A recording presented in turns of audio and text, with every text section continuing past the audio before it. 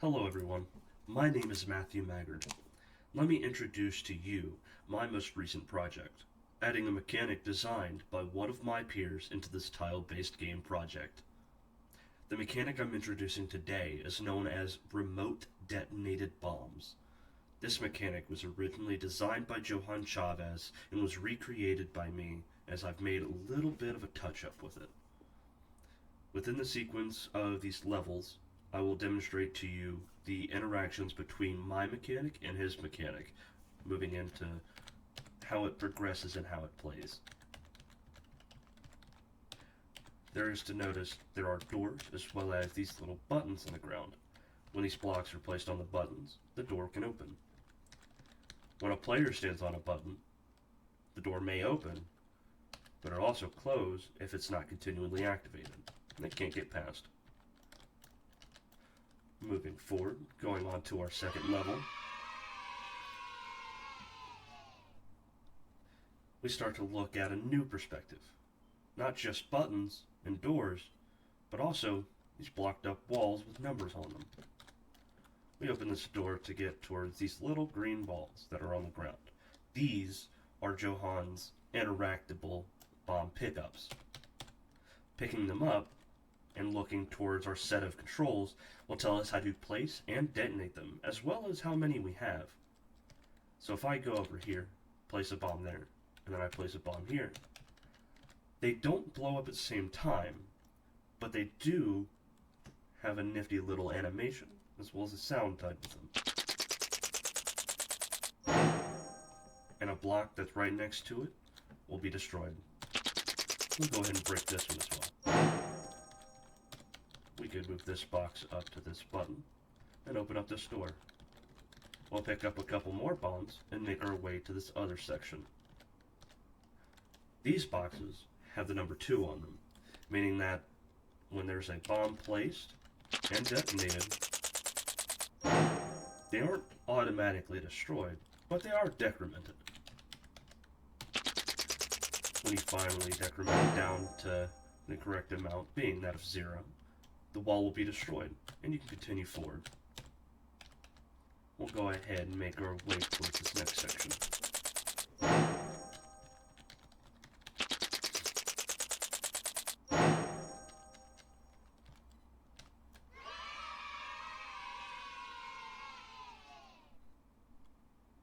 Moving on into here, push it onto a button, continually making our way through the level. We get another bomb. Now, this is where the explosion radius for the bomb comes into play. If I was to stand next to the bomb, detonate it, the level might pick it up. And the player doesn't really need to be next to the bomb. It hurts them, so it'll reset the level. And let's run that back again and try and do this correctly. We'll put the bomb here. Make sure we're out of its radius, and continue forward. Now this little block right here is known as a teleporter, and is something we've worked on previously. Going through it will send us to a new area, wherever its exit section was put into. Now we'll pick up these bombs, go over here, and I'll go ahead and place, step away, and detonate. Bombs can destroy multiple blocks at once, so long as they're within range. Now there's a bit of strategy to these bombs. You gotta make sure you have enough bombs to get to where you need to go. If I was to place my bomb here, I wouldn't be able to get past. I'd be kind of stuck. Go ahead and place a bomb right here. We could pick up a little treasure trove.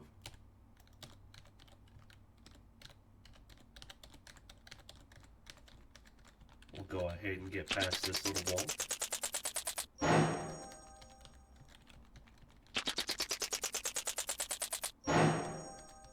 Now, when also interacting between these buttons and blocks, it is to note that the way you solve a button puzzle, making your blocks get to where they need to be, can be impeded by these walls. So for the sake of this, we'll go ahead and place a bomb here. And we can go ahead and put one of the blocks on the respective button. We'll put down another bomb here. clear out those spaces this other block. And we'll go ahead and get access to this room. We'll go and place a bomb down, step away, and with our last bomb, we'll finish it out.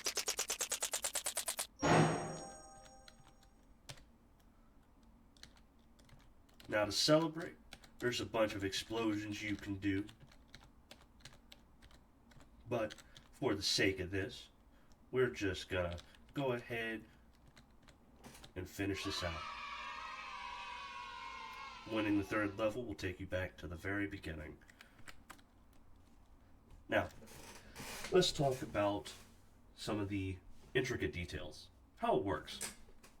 I'll skim over my mechanic, and then we'll get into how the new mechanic works. The buttons themselves, when pressed down, will put out a value that say, is it pressed down or is it not? These doors are set to either closed or open, have an animation to open up themselves. And then there's these little objects right above them called a manager. These managers will read for each button, check to see if the value that it's needing is fulfilled. So for the sake of this door, which it's tied to, it'll look for the two buttons, this one and this one, and we'll check to see if they output a value of true, meaning that they are pressed down. If they are, the door will open. Now multiple managers are used when there's multiple doors. So for this door, it's only looking to see if this button back here has been pressed down, and if it is, it will open, allowing you to get to the end. That being said, let's move on to the new mechanic and how it works. First off, we have the destructible wall. It's a small little box that outputs a number of 1.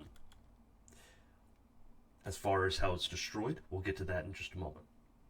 There's also entity destructible wall hard, which is a instance editable wall, can be more than 2 bombs required, so on and so forth. But on event begin play, it will get the wall durability, which is a value, an integer set in the blueprint, that is instance editable, determining how many bombs are required for this wall to reach a value of 0. It will then take that value and set 5 different texts on the box. So for each one of these 4s that are around the box, it'll go and set it to the same number as to what the wall durability is for that box. Moving on, we've got entity bomb, which there's a little bit more to this. So at the start, there's an event called countdown, which will play an animation event for the bomb's detonation. It only runs once, and at the end, it runs the boom function. When it's still going through and it's being activated, it'll play a little sound, which you've heard while I was playing. Moving on to the boom function, it'll destroy the actor and then check to look for the neighbors around the bomb's current tile. And for each of them, it'll start to run a set of checks. If it's a player that is right next to the bomb, it'll reset the level. If the neighbor is a destructible wall, it'll destroy the actor and allow the player to enter that space. But if it is a neighbor of a destructible wall hard, it'll first go and decrement the wall's durability and set the text around it to that new wall durability. And then it'll look to see if the wall durability is less than or equal to the value of 0. And if it is, it'll destroy the actor and allow the player to enter. If it is not, it'll continue running like normal. That being said, we move on to the bomb collectible. Over here, there's an event interact, which is set up in the interactable for the player. So when it casts to the player, it'll get the player's pawn. It'll get the bomb value from the player and increment it and set the new value.